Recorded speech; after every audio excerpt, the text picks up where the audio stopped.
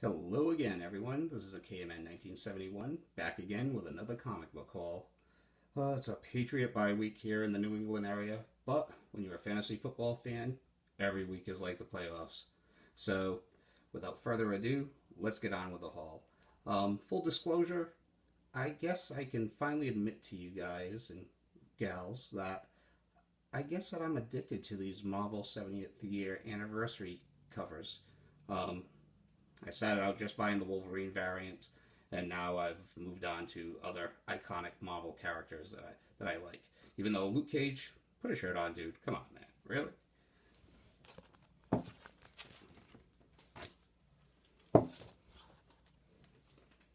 Punisher Warzone, number 41. Last Punish.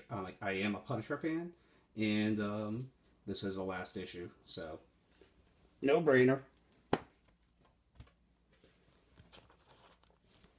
I don't think I've shown off any what if issues yet in any of my hauls. So these are just a couple of what if issues that I've picked up over the past couple of months that I find interesting and that you can probably find at a pretty cheap price. So what if the Punisher had killed Spider-Man? What if Volume 2, number 58?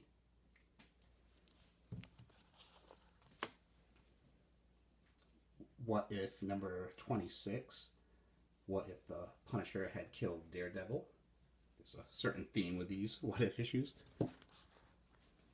And what if number 2? What if Daredevil had killed the Kingpin? A lot of violence going on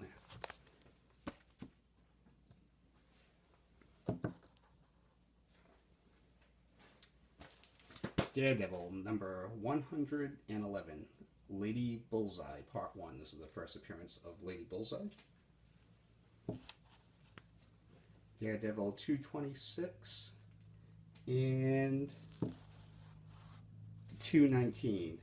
Now, the only reason to pick these books up, aside from if you're a Daredevil fan, but these two issues contain plot from Frank Miller. So if you're a Frank Miller completist, especially from his Daredevil stuff in the 80s, I didn't know about these two books, and they were just kind of like random little fill-ins before he did his Daredevil return to the Daredevil title with the Born Again storyline, and of course later on with the Elektra Lives Again and Daredevil graphic novels.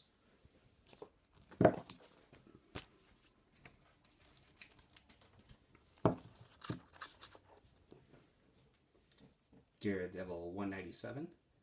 This is the first appearance of, oh, I forget her name. Oof, darn it. Well, anyway, she later becomes Lady Deathstrike, so that's pretty cool. Green Arrow 44 from the new 52 volume. The only reason I picked this up is because it's a Neil Adams variant cover that features Green Arrow and Green Lantern. There's something nostalgic and really cool about that. So, and obviously I'm a biased Neil Adams fan. Another old school run that I've been working on is Grant Morrison's Animal Man. I would love for Grant Morrison to come back to the DC universe in some kind of capacity, but his Animal Man run is supposed to be really good. I have like the first 8 issues and a smattering of other issues, so I think it went for like maybe 31, 32 issues, and I have probably about 1/3 of that run. So I would like to try to finish it off.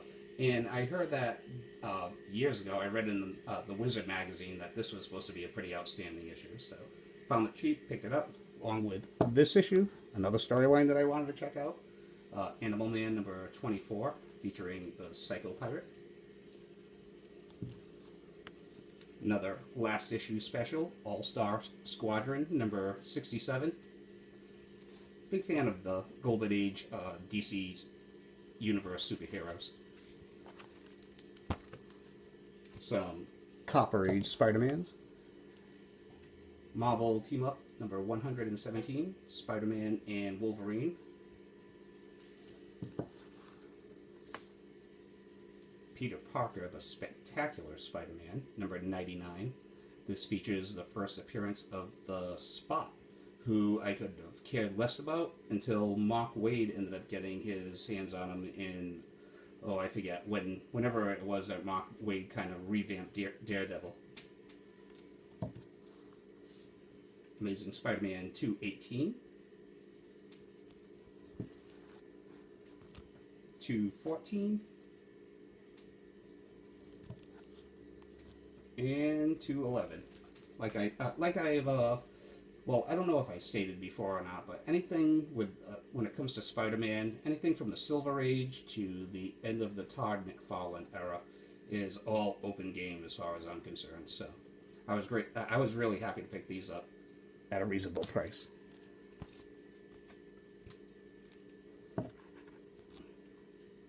The Secret Defenders, number 15. Oh, how did comics go wrong in the 90s? Jeez. Could it be something like this? But nonetheless, I picked it up just because it's an early Deadpool appearance, and I'm a big Deadpool fan. So, Secret Defenders, number 15. Number 16. And this was a great Deadpool miniseries.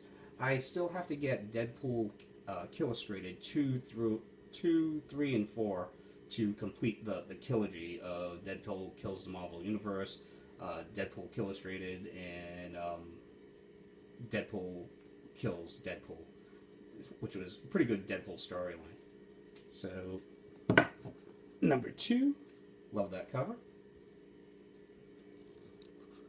Number 3, which I believe might be the first appearance of Deadpool the Duck. I have no idea. And number 4 to complete the miniseries. I also picked up a little small run of Deadpool Team Up. It's a title that I never collected before, so I figured it would be interesting to pick them up, especially at less than cover price.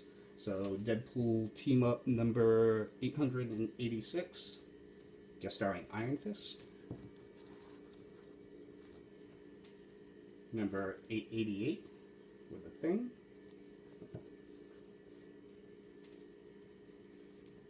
Um, 893 with Captain Britain.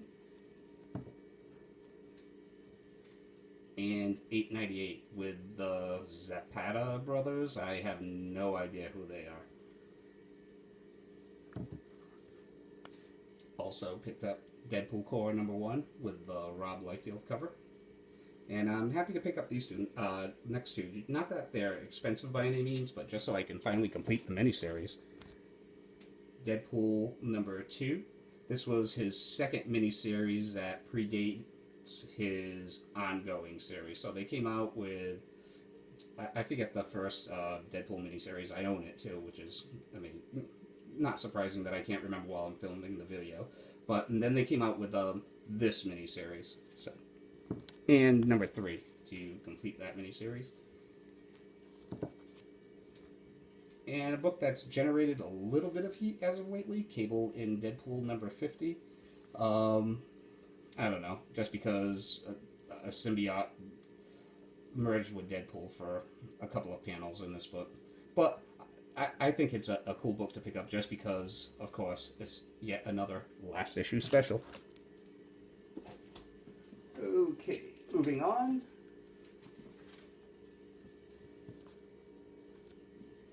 Amazing Man, number 12. What are you doing there? Well, the only reason you're there is because that is a Frank Miller Jam cover. Huge fan of The Dark Knight Returns from back in the 1980s. And, yeah, that's the only reason. I've never even read this book. So, but I think it's a very cool cover. A couple of dollar bin specials. Captain Atom number 1, which is the first appearance of General Healing, I believe. The New Guardians, number 2. When I first started watching YouTube videos about 3 years ago, this book was just about in everybody's hall. This is the first appearance of Snowflame, or Snowflake, who gets his powers from cocaine. Not cocaine, yeah. So funny. This was a book that I believe Mercenot gave the YouTube community a heads up about, probably a couple of years ago, or maybe a year ago, I have no idea. But the Super Friends, number 25, which is the first appearance of Fire from the Justice League.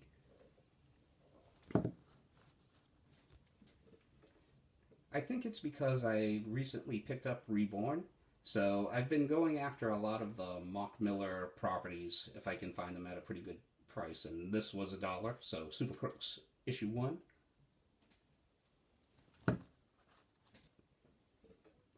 Archer and Armstrong, number 0.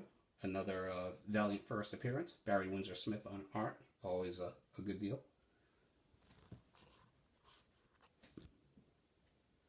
Star Slayer, number 10. What's the deal with that? Well, if you looked at the top, it says introducing a character named Grimjack.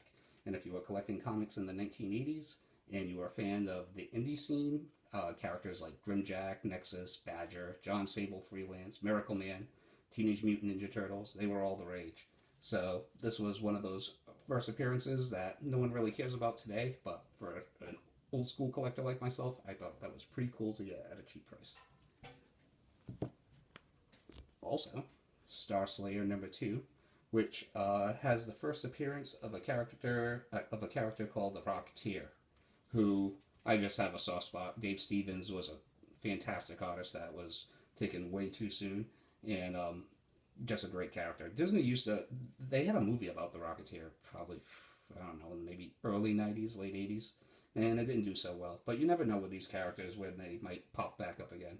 But even if he never pops back up again, you know, having the first appearance in the Rocketeer is a welcome place in my collection.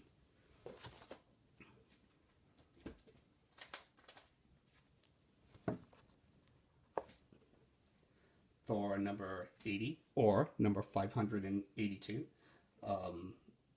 Ragnarok, part 1 of 6. That's the only reason I picked it up. Another dollar bin fine.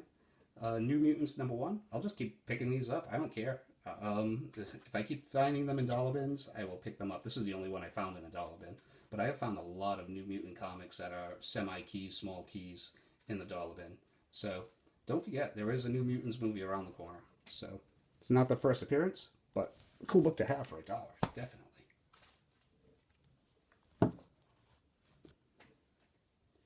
Here we have Batman and Darkest Night. Elseworld special. It was pretty good. Unless you're a hardcore Batman fan, though, I would pass on it. It was pretty much a mediocre story for something that was a pretty cool concept, but just the execution. That's just my opinion, though.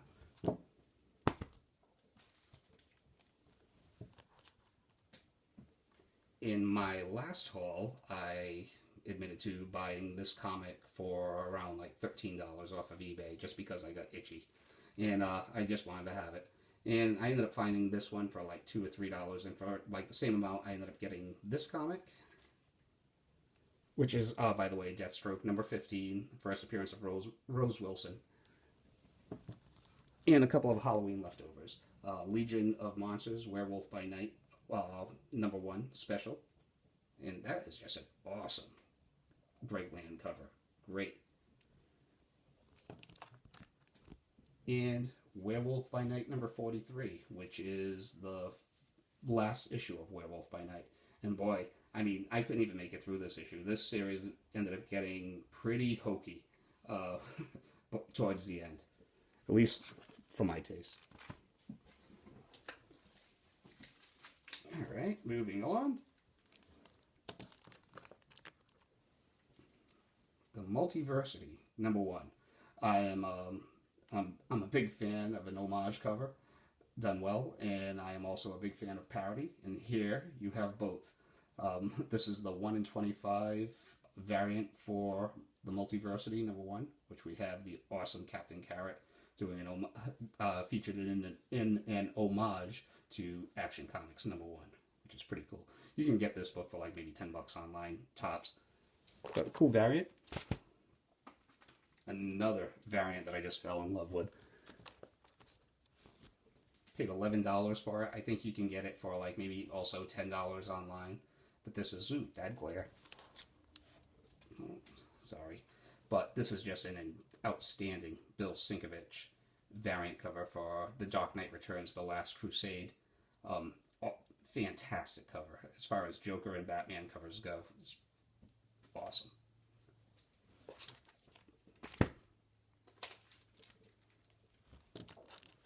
I finally got around to purchasing Kick-Ass. I ended up getting the whole set for about maybe 20, $25, which I guess is okay, but wow. I remember when this issue alone used to go for $20, $25. But nonetheless, I'm very happy to have it. It's the first appearance of Kick-Ass, and I'm not sure if it's the first appearance of Hit Girl or if she appears in the second issue. It's been a while since I've read. And I also picked up the Secret Service #1, the Francis Yu variant uh, edition. This is another like both of these cases. I ended up watching the movie first and getting the comics second. So, and this was a movie that I had no expectations for, but it was so much fun that I ended up searching out the first issue at least, and I would like to complete this miniseries too.